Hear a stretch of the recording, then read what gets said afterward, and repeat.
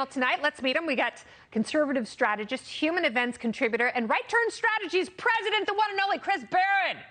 And for the first time on this luscious showroom, we've got director of the Libertarian Institute and author of Fool's Errand, Time to End the War in Afghanistan. What better person to have on than Scott Horton? And he's the host of The Richard Fowler Show, which happens to be hosted by a man named Richard Fowler. He's going to join me in a moment. We're having a few technical difficulties with Ricardo because he's so handsome and alluring.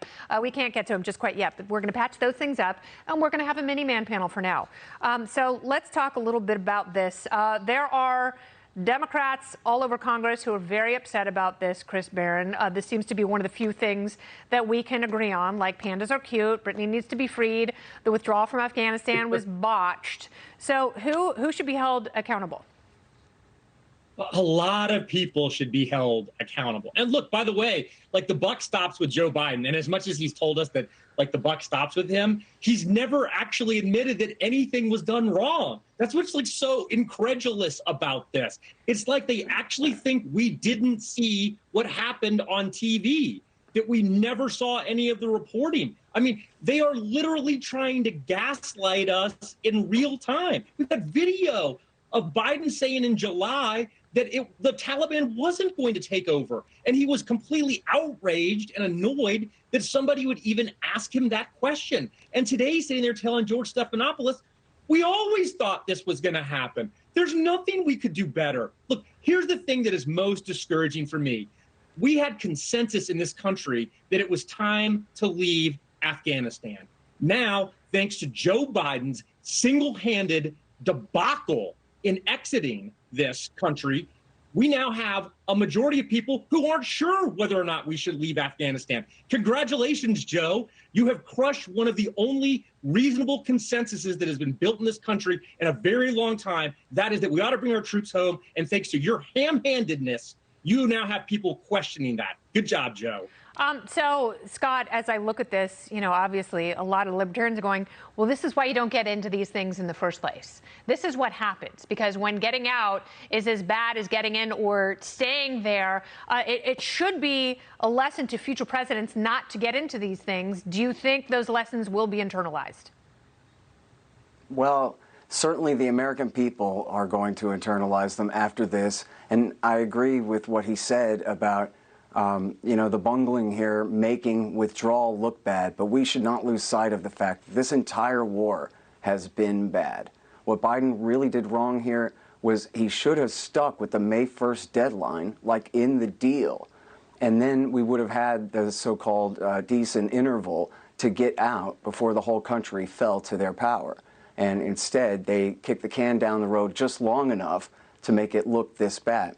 However, you know, I think people are also projecting their kind of worst fears about what would happen onto what has happened. So, for example, there has not been some kind of Black Hawk Down slaughter and disaster where our embassy officials are mortared and machine gunned on the way to the airport or anything. They're all safely out, and the flights are continuing, and the Taliban have respected the ceasefire with our side, at least during this.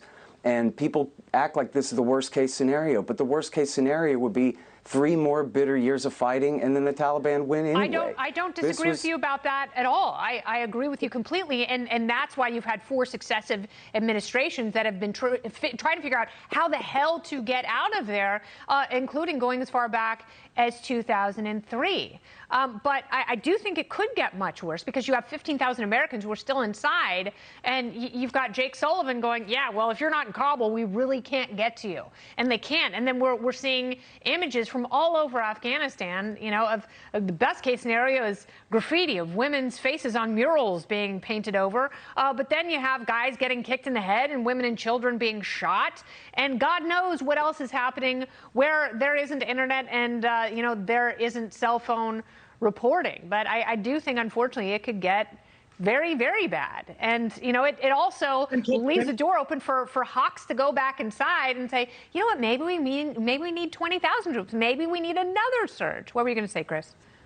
I was going to say, this is actually the worst case scenario. Like Biden wants you to believe that this other thing that no one was talking about is the worst case scenario. This is the worst case scenario exit that could possibly be imagined. And you're absolutely right.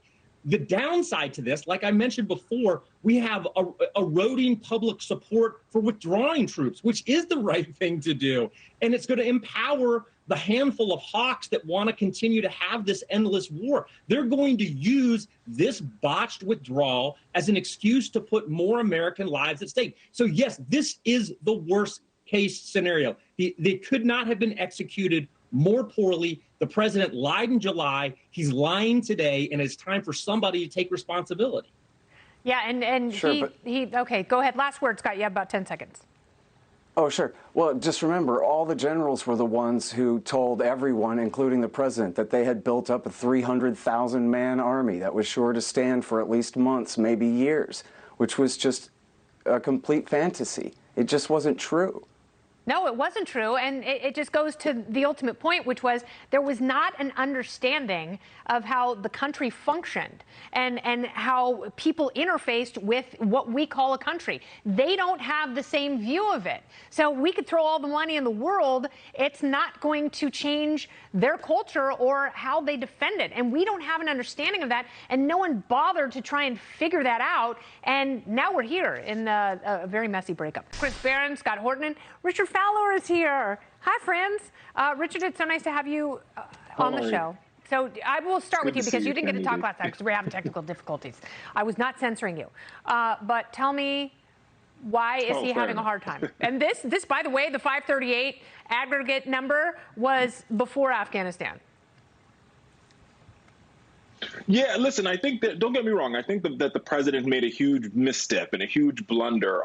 What we saw this past weekend, right, as folks saw the harrowing images of folks holding on to American airplanes as they were trying to leave Afghanistan. At that particular point in time, that's where the president's approval rating began to tank because he didn't prepare the American people for what they were witnessing, understanding that, you know, whether or not we left yesterday, today, tomorrow, in 10 years, the scene might have looked potentially the same. And so I think what the White House has got to have, what they've got to really do now is they've got to begin to have real conversations with the American people about what the future of Afghanistan looks like. Will we be able to get our foreigner Americans who are living there out? Yeah. Will we be able to get those who helped our troops, those who worked in journalistic organizations, women's who fought for women's rights in that country are now trying to leave, no matter if they're in Kabul, if they're in Kandahar or other parts of Afghanistan. This White House has to make this commitment, and they've got to get this done in order for him to turn these numbers around.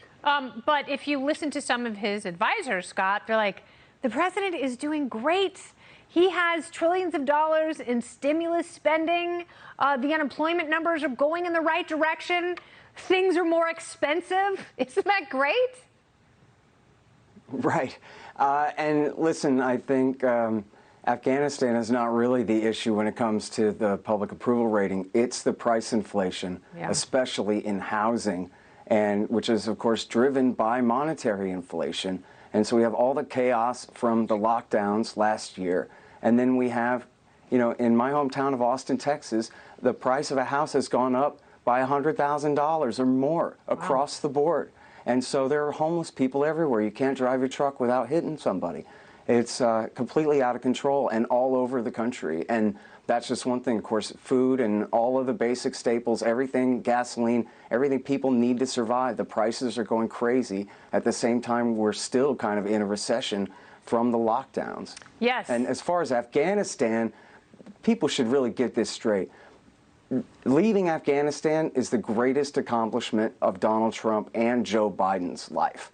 And Donald Trump negotiated this exit deal, and Biden stuck with it despite all the political pressure. And of course it's ugly on the way out, but they ought to really be celebrated for finally doing the right thing. After 20 years, your previous guest, Mike Baker, agreed, we shouldn't have even gone to Kabul. We should have killed bin Laden and not even done a regime change in Kabul. Well, if that's right, well, then we definitely shouldn't have gone to Iraq and to Tripoli and to Damascus and now in Sana'a in Yemen and the entire terror war for 20 years. It didn't have to be this way at all. And Biden is, to a great degree, responsible for it, especially Iraq War II. But for them to finally bring this thing to an end should be celebrated, even though I agree, obviously, it is pretty ugly the way they've done it. And they had fair warning. My book came out 4 years ago and predicted that exactly this would happen. Yes, and you were a part of a very large chorus of people saying, here are the facts. attacks, not going to end well. And I think that's why there was so much hesitation from every administration to finally do it, for fear that it would end like this and it would tar their legacy. I hate the idea of governing by legacy. All right. Now, meanwhile, former President Trump still banned from Twitter, but the Taliban is free to tweet all they want. The social media company has come under criticism recently for banning many conservative voices, even the former president, who is even suing some of the big tech firms for censoring him. So why the double standard? Twitter says the terror group can keep using the platform to promote their propaganda as long as they follow the rules, which outlaw the glorification of violence, platform manipulation, and spam. Other social media companies like Facebook and YouTube have banned the Taliban from using their sites. So what will it take for Twitter to suspend its own hypocrisy? Chris Barron. I mean, nothing. Nothing. They're never going to stop being. The hypocrisy is never going to stop from Twitter. And by the way, it's not just the Taliban. Like, the Taliban's got free reign to tweet. The genocidal Communist Party in China has free reign to tweet. The gay killing regime in Iran has free reign to tweet. But Orange Man Bad, he can't tweet no matter what. I guess maybe if a couple of Taliban people rushed the Taliban parliament one day and caused a commotion, then they could call that an insurrection and they could kick the Taliban off of Twitter. Short of that, I'm not exactly sure. They don't care about hypocrisy. Yeah. They're not even trying. Scott, I may hold the minority opinion here, but I think it's actually better to have more people on Twitter because you can see what they're doing. Yeah, absolutely right. Free speech isn't just the First Amendment. It's a cherished American principle. And I think as far as Twitter, Facebook, any of these organizations, anything but direct threats of violence between people should be protected. And Donald Trump should be on there. It's not just Donald Trump. There are a lot of really good people and some bad people who've been kicked off of Twitter and all of that. But Thomas Jefferson said that error of opinion is tolerable as long as reason is left free to combat it. So what do truth tellers have to be afraid of? Nothing. Jack Dorsey in his salt-covered beard. Richard, should we just ban everyone who's mildly offensive and possibly murderous? Hey, look, what's good for the goose is good for the gander here. So I do think the Taliban should probably be banned from Twitter like slop. They are. I don't care about the gander. But with that being... But with that being said, right, I do think that we have to have a larger conversation. When we say free speech, you have to remember that much of these are private corporations. So until that's Washington why Scott said, he qualified and said, free speech is not just about the First Amendment. That's a very, very important point. I hear that, and it's on Washington to and Congress to figure out how to do it. And to Scott's earlier point, where we were having this conversation around, applauding both Trump and Biden for getting us out of Afghanistan. I think it's also worth applauding Barbara Lee, the congressman from Oakland, California, who was the only vote against a blank check to war in 2001, which we know what happened in Afghanistan was multiple. She was not the only vote. We're going to get bin Laden. Have you forgotten, Dr. There was Ron one vote Paul? against AU on that. Yeah. No, she was the only one. All right. I was just throwing Ron Paul in there because I really like him. I always want Ron Paul to be on the right side of everything. He loves gold. Okay. Thank you, man panel. Scott, it was great to have you on the show. Did you have a good time? An excellent time. Thank you so much for having me, Kennedy. Good. Please come back. And hopefully at some point you can do my podcast as well. Kennedy Saves the Anytime. World. You guys are great. Chris, Scott, Richard, thanks all.